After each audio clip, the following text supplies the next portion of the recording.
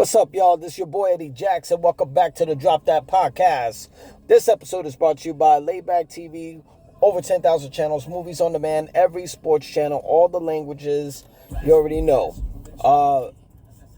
You can get it on your iPhones, your Androids, and your Fire Sticks. Just go on laybacktv.com so you can see on how you can download it on those type of platforms, okay? Now, let's not waste any time. We got wrestling talk. A lot of shit's happened. I know it's been a minute. I had to digest a lot of shit that's been post WrestleMania. Yes, I know you guys saw Backlash live in Tampa, Florida. It was pretty dope. It was pretty dope over there. So let's not waste any fucking time. Whew. All right. So SmackDown went down. You know what I'm saying? Here's a little recap, a little bit on SmackDown. We got Royce Keys returning, and apparently he's being inserted into, like, the MFT storyline. You know what I'm saying? Which is dope. It's dope. I mean, we had a lot of MFTs that are released. I think there's only 3 available now. Tall dude, Tama Tonga, Solo himself. We lost Tonga Loa. We lost JC Mateo. Interesting, but not. Okay? Business is business. Jade Cargill, former WWE Women's Champion and former Queen of the Ring of 2025, returns and attacks not only the reigning champion who defeated her at WrestleMania, Rhea Ripley, but also 14-time world champion Charlotte Flair and multi-time world champion Alexa Bliss. And helped out a little bit with Fatal Influence. Fatal Influence is on fire right now. I think they're about 2-0 since getting the call to get to the main roster. Now we got 3-3. You know what I'm saying? We got Fatal Influence. We got B-Fab, Michin, and Jade Cargill. We got Charlotte, Alexa, and Rhea.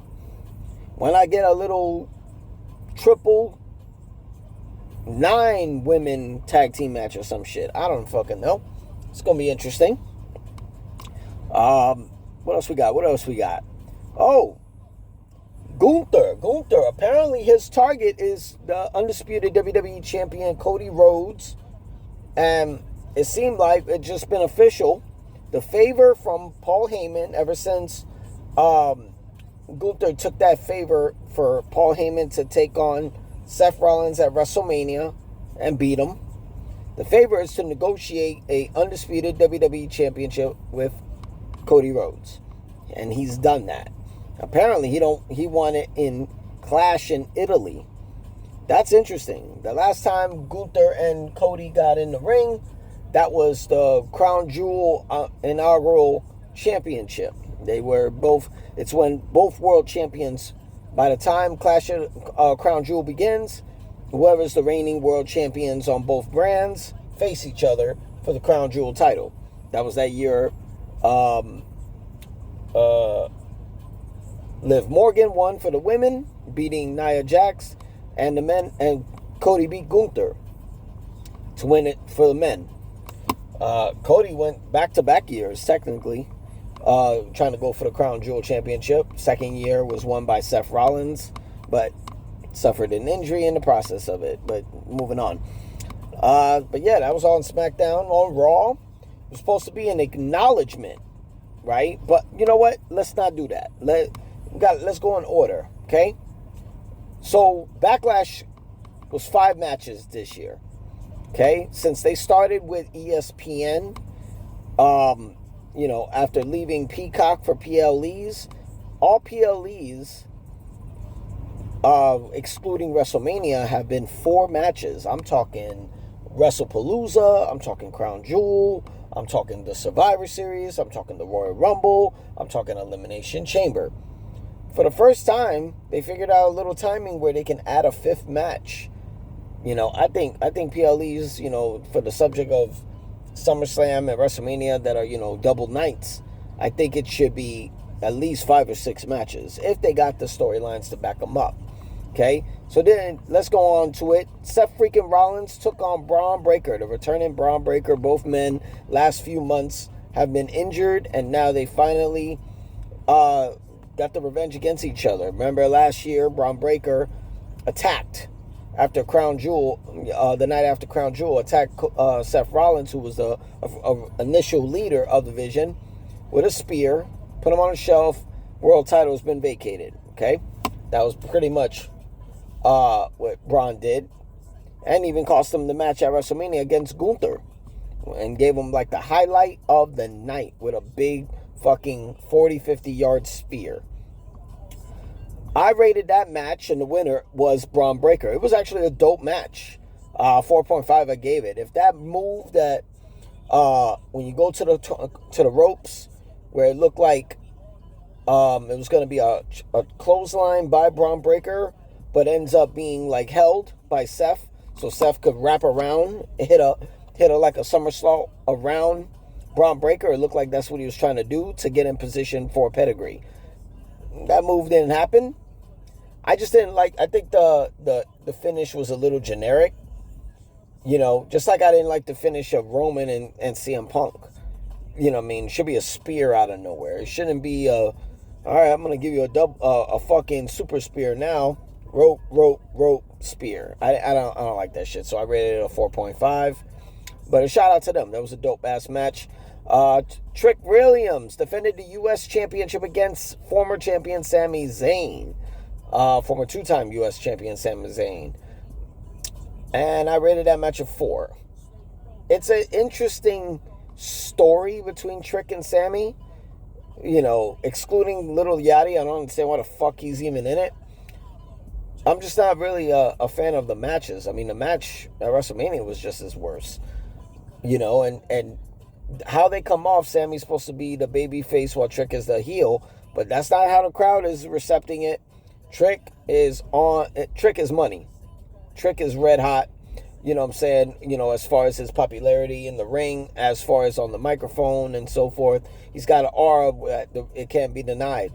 You know what I'm saying? The interests are crazy too. But, you know, he retained the U.S. Championship. Shout out to him. Hopefully we don't have to keep going on with this fucking story. We got The Miz and Kit Wilson taking on Dan Housing and a mystery opponent that ended up being a little guy. Little Housing. Entertaining to some point. Dan Housing won. I rated that match a 3. And only a 3 because of a little entertainment on it. So, next match was Io Sky finally settled on the score with Asuka, her mentor. I rated this match a 4. It was pretty dope. A lot of reversals. There was just something about it. I don't feel like it was based off their technique, their skill, their talent. I think Asuka and Io Sky are one of the most talented women in as far as the women's division goes. Asuka got great transitions in the ring. Io is one of the top moonsaults. As far as, you know, because we got Jacob Fatu, we got Tiffany Stratton, and we got Io Sky. They all got fucking moonsaults. You know what I'm saying? I think out of the women, Io got the best one. Out of the men is Jacob Fatu. Io pulled off the win, and it looks like Asuka might be a semi-retirement. I don't know. Some people say she's retiring. I've been seeing her little Twitter feed. You know, it's like old moments, you know, videos, pictures. People keep, you know, sending love to her. I guess it's private on why she's, you know, leaving. But, you know, shout out to Asuka, legend, former Raw Women's Champion, former SmackDown Women's Champion. I believe she was SmackDown Women's Champion. I know she's multiple world champion, women's Money in the Bank. First woman to win the Women's Royal Rumble. Women's NXT champion. Longest undefeated streak in history. What else? Women's tag team champion. You know, the list goes on. Asuka is one of the legends. You know, shout out to her. Love her gear, love her face paint. Brought the Miss. You know what I mean? Like, you know, a long time in our era, we were fucking always watching Tajiri do it. But shout out to Asuka. Main event, Roman Reigns defending the World Heavyweight Championship against the Samoan Werewolf, Jacob Fatu. OTC and Jacob Fatu had a great chemistry in the ring. Can't deny that bloodline family, man. They be killing it. They be killing it. They got great talent. I mean, obviously the bar is very high. It depends on what area you come from or what's your preference. You know what I'm saying? You could say Roman's the best out of that whole family and what he's accomplished. You could say The Rock. Some people older could say fucking Yokozuna, Rikishi. You know what I'm saying? To a certain extent, Jay Uso. You know what I'm saying? In 1 year, he was tag champ, intercontinental champ, and world champ. And Royal Rumble winner. We could just say that's a triple crown in 1 year. Roman pulled off the win. I was going to rate this match a 5. A lot of people were giving it 5 stars. I gave it a 4.5. Once again, back-to-back PLEs where Roman does something in front of the referee, not even fucking hiding it, and no disqualification. Now, I'm not saying I wanted this match to be a disqualification. I just don't get the logic of doing it in front of the ref and the ref don't do a goddamn thing about it. Fuck the fact he's world champ. Fuck the fact he's OTC. You know what I'm saying? The head of the table, anything you want to call him, it don't fucking matter. You know what I'm saying? If this was Jacob doing it, if this was CM Punk doing it, that's a DQ. You know what I'm saying? It's not a DQ match, and if you need to do this, it should be bloodline rules. It should be a no DQ. It should be a no holds bar match. But apparently, it's not. You know what I'm saying? Roman against CM Punk at WrestleMania used the steps in front of the referee. Nothing. But CM Punk had to be the one to wait until the referee's backwards turn and then fucking hit him in the balls. What's stopping him, from getting DQ'd? It's weird. And then with Jacob, he obviously purposely took off the padding of the turnbuckle and dragged fucking Jacob Fatu's head into the steel turnbuckle, went for a spear, and then there's the 1, 2, 3. I don't get it, but this is probably one of Roman's toughest matches. Jacob is on a fucking rampage. Tongue and death grip, the fucking moonsault. Yo, this guy he's fire. You know what I'm saying? All gas and no brakes with it. I can't even say that, but you know what I mean. But dope. Shout out to everybody. Best entrances of the night was Seth Rollins, Braun Breaker, Trick Williams, and the OTC Roman Reigns. Ring gear of the night was Jacob Fatu, Seth Rollins, and Braun Breaker. Match of the night was Seth Rollins versus Braun Breaker. MVP, I think I will give it to Braun Breaker. And the announcement from John Cena that was supposed to fucking blow the roof off, or fucking it's gonna blow you away. This announcement to blow you away. John Cena announces the John Cena Classic and a new championship being introduced. I'm sorry, but this did not blow me. Pause. Okay? This news was just not necessary whatsoever, especially out of announced that and fucking Backlash. We got enough championships. We got IC titles, US titles, 3 sets of tag titles, 2 world titles. You know what I'm saying? Like, I don't fucking get why we need more championships. We're good. We're fucking good. If you even add the NXT titles, we're good. Moving on. Raw was no acknowledgement from Jacob Fatu, even though he did not win the world title. He takes out all the OG bloodline. I think if we're going to do, Roman is scheduled to be at Clash in Italy, but not Saturday night's main event, which I find it odd. Cody and Cody going to defend the world title at Clash in Italy, and Roman's set to be at Clash in Italy.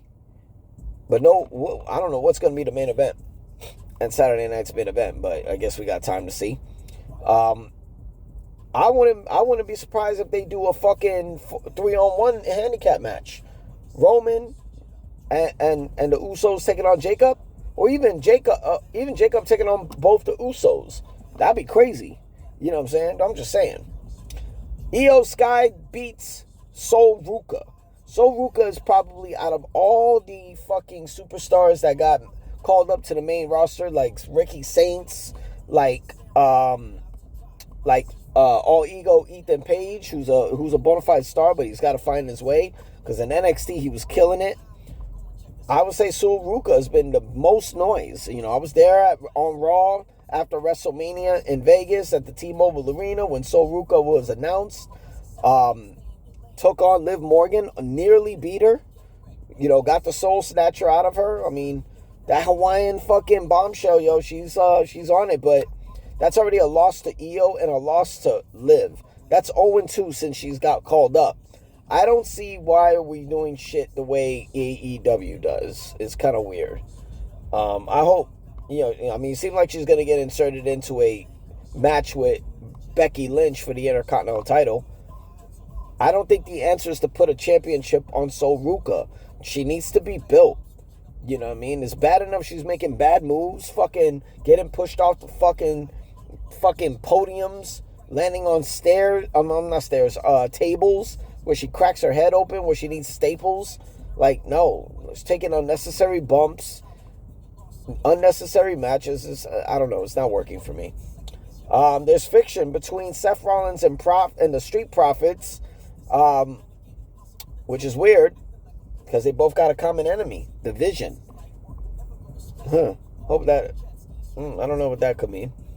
Next week, Paige and Brie Bella defend the women's tag title against the Judgment Day, Raquel Rodriguez and Roxanne Perez. I'm pretty much done with Paige and Brie as an item, as champs. Good moment for Paige at WrestleMania, returning after that stale stint over there at AEW. I think it's time to put some gold on Judgment Day so then they can hold the women's world title and the women's tag team title, and it's just going to be nothing but gold if you add Dominic Mysterio with the AAA mega championship. Yeah, that'll put Judgment Day right back on the fucking map, if you ask me. And we got an update for the Saturday night's main event. Penta defends the Intercontinental Championship against Ethan Page. All Ego Ethan Page. That should be a dope match. Ethan Page kind of deserves it. You know, he's pinned the champ. He's pinned Javon Evans. I think he deserves it. And the Street Profits already getting a pinfall on the Vision. They get their chance for World Tag Team Championships. And if they pull it off, they'll be the next 2 to 3 people who has held both versions of the new tag team titles. The first one, believe it or not, is R-Truth. But that's all we got for Wrestling Talk. I'm your boy, Eddie Jackson. This is Drop That Podcast. Hit that sub button, hit the likes, hit the comments. Let me know what y'all think of the updated Saturday night's main event, what y'all think of the ratings of the matches on Backlash, and what y'all think is going to pop off next week, all right? Y'all be easy, all right? Peace.